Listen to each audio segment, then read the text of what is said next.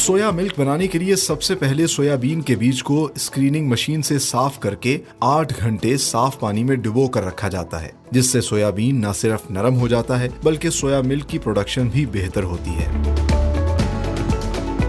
Eakin foods में लगे state of the art RO plant से इंटरनेशनल स्टैंडर्ड्स के मुताबिक साफ सुथरा मिनरल वाटर और सोयाबीन को ग्राइंडिंग मशीन में एक खास मिकदार तक डाल दिया जाता है। ग्राइंडिंग मशीन न सिर्फ सोयाबीन को अच्छे से ग्राइंड करती है बल्कि एक खास टेम्परेचर तक हीट के जरिए पेस्चराइज करके बैक्टीरिया फ्री कर देती है।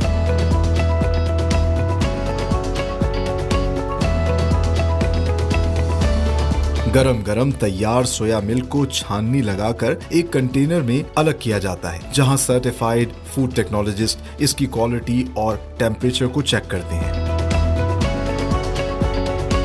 दूसरी जानिब छाननी पर सोयाबीन का ड्राई पल्प जमा होता है, जिसे ओकरा कहा जाता है। ओकरा से बड़ी तादाद में हेल्दी बेकरी स्टफ तैयार किए जाते हैं, जिसमें मजेदार कुकीज और केक्स सरे फहरिस्त हैं।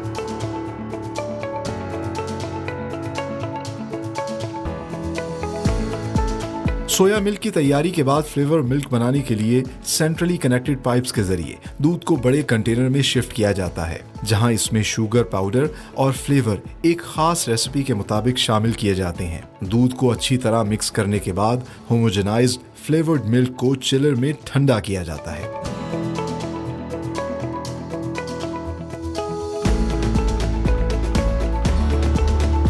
सेंट्रली कनेक्टेड पाइप्स की मदद से फ्लेवर्ड मिल्क को फिलिंग मशीन में पहुंचाया जाता है, जहां स्पेशल फूड ग्रेड बॉटल्स में मशीन ऑटोमेटिकली दूध को बॉटल्स में फिल करती है। फिल्ड बॉटल्स कन्वेयर बेल्ट की मदद से पहले कैपिंग के मरहले से गुजरते हैं, जिसमें मशीन ऑटोमेटिकली बॉटल पर कवर लगाती है और फिर इंडक्शन सीलर की मदद से एल्यूमिनियम फॉइल से बॉटल को सील किया जाता है।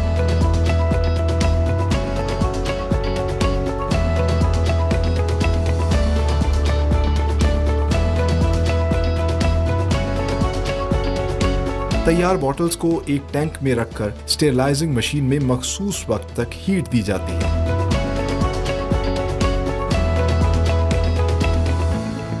ठंडे पानी की फुहार से आहिस्ता आहिस्ता ठंडा किया जाता है।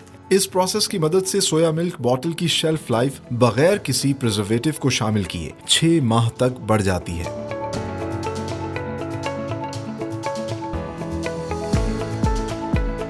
आखिर में रैपर को बॉटल्स पर चढ़ाकर हीटिंग मशीन से गुजारा जाता है, जिसके बाद तैयार बॉटल्स को डब्बों में पैक कर दिया जाता है।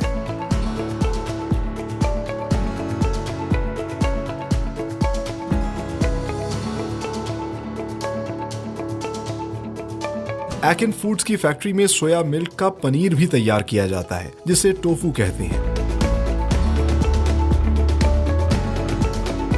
टोफू बनाने के लिए सबसे पहले सोया मिल्क को खास इंग्रेडिएंट डालकर पकाया जाता है, जिससे दूध फट जाता है।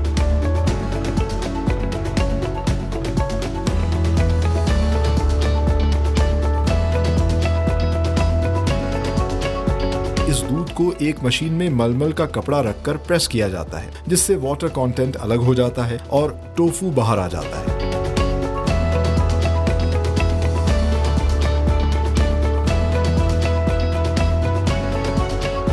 टोफू को सांचे में रखकर बराबर टुकड़ों में काटकर पैक कर दिया जाता है।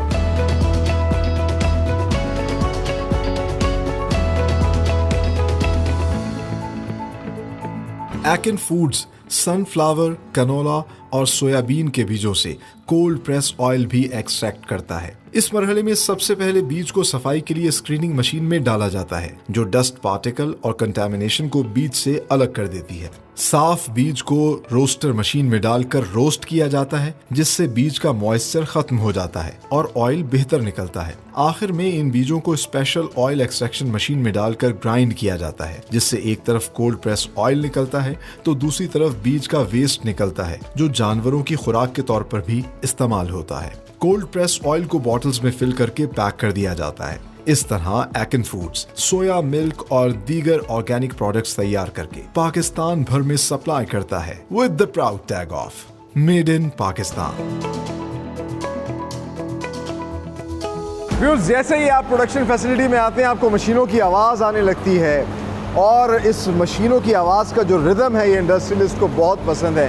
वैसे भी कहा जाता है कि ये मशीनें चलती हैं तो मईशत का पहिया चलता है।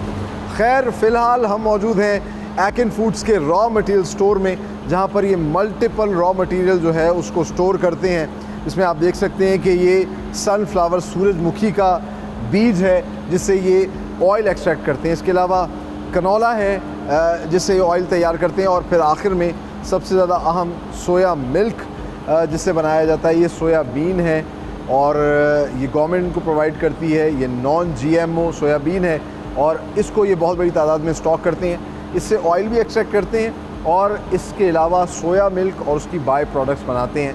कैसे बनाते हैं आगे चल के आपको दिखाते हैं।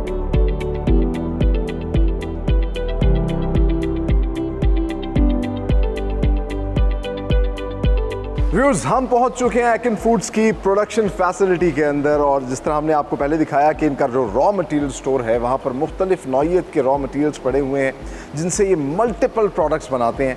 लेकिन सबसे पहले जो इनका प्रीमियम प्रोडक्ट है विच इज़ सोया मिल्क, वो कैसे तैयार किया जाता है हम आपको दिखाते हैं। तो उसके लिए ये जो सोयाबीन है उसको रॉ मटेरियल स्टोर से लेकर आते हैं और इन टब्स के अंदर तकरीबन 8 घंटे तक उस सोयाबीन को सोक किया जाता है पानी के अंदर। और ये पानी जो है ये कोई आम पानी नहीं है, कोई टैप वाटर नहीं है। इसके लिए स्पेशल इन्होंने RO प्लांट लगाया है जिसके पानी में इसको सोक किया जाता है। अच्छा, सोक करने से फ़ायदा ये होता है सोयाबीन को कि सोयाबीन जो है वो काफ़ी हद तक नरम हो जाता है और उसको ग्राइंड करना आसान होता है, और फिर उससे जो सोया मिल्क निकलता है एक तो उसकी मिकदार भी बढ़ जाती है, उसकी क्वालिटी ज़्यादा इम्प्रूव हो जाती है।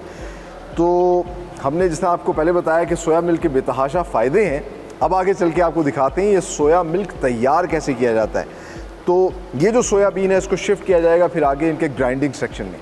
आइए अब आपको इनके ग्राइंडिंग सेक्शन में लिए चलते हैं।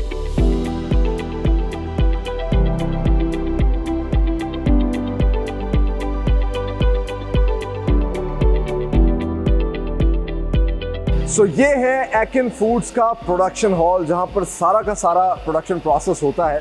और जैसा मैंने आपको बताया कि सोयाबीन को पहले सोक किया जाता है पानी के अंदर, 8 घंटे तक जो है रखा जाता है। जब वो नरम हो जाता है उसको फिर यहाँ ग्राइंडिंग सेक्शन में लाया जाता है। मेरे पीछे आप बड़ी बड़ी मशीन्स देख रहे हैं, यहाँ पर सारा ग्राइंडिंग का प्रोसेस होता है और सोया मिल्क जो है वो तैयार होता है।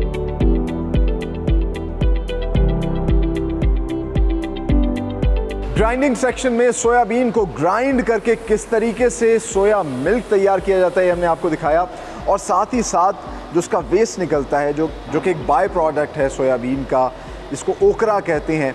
और इंटरेस्टिंगली आप कह सकते हैं कि ये ड्राइड पल्प है इसका।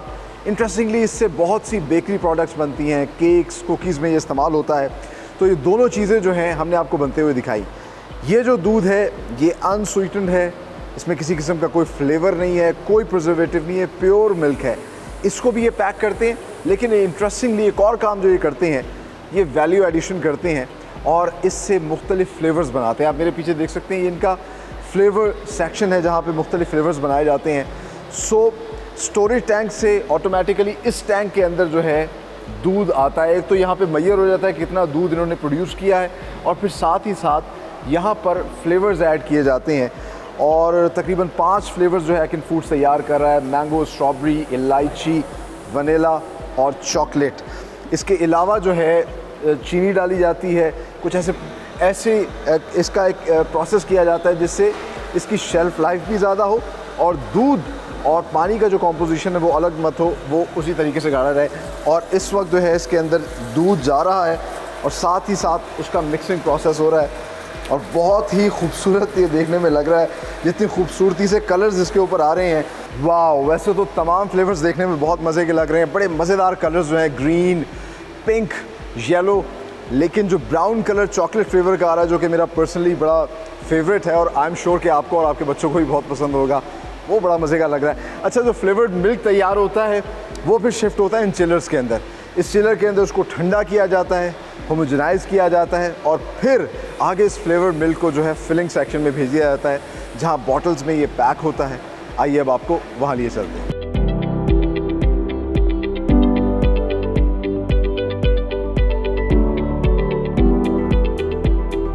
फ्लेवर्ड मिल्क तैयार होने के बाद सेंट्रली कनेक्टेड पाइप्स के ज़रिए इस फिलिंग मशीन के अंदर आता है, जहाँ से ये बॉटल्स के अंदर इस फ्लेवर्ड मिल्क को जो है फिल करती है।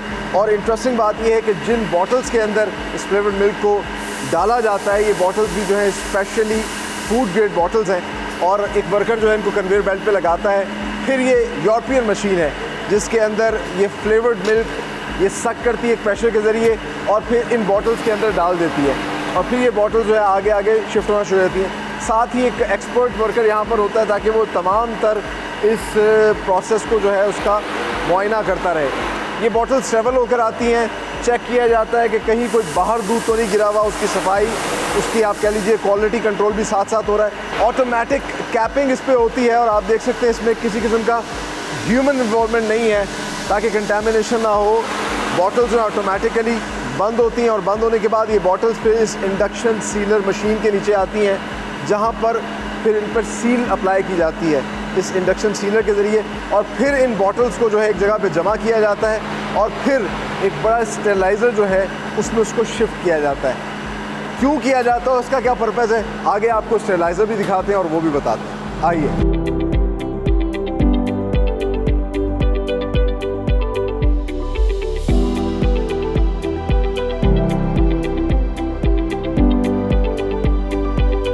इंस्टेंट एनर्जी, आप कहीं भी जा रहे हैं, आप अपने बैग से निकाल लें और फौरन मिले, and it's really easy to handle, क्योंकि ये ग्लास बॉटल में हमने नहीं बनाया है, ये इसकी पैकेजिंग और एवरीथिंग पाकिस्तान की, और ये प्लास्टिक बॉटल में आप इसको बेशक यहाँ पे आप इसको कैरी करें और पहाड़ों पे ले जाएं, आप इसको कैरी करें और क्रिकेट मैच पे ले जाएं, एनीथिंग। आपके पसंदीदा फ्लेवर्स में है, चाहे वो वनीला है, इलायची है, चॉकलेट है, मुझे बड़ा पसंद है, और अपना स्ट्रॉबेरी मैंगो, तो आप अपने पसंद का फ्लेवर भी इंजॉय करें और साथ साथ इंस्टेंट एनर्जी लें।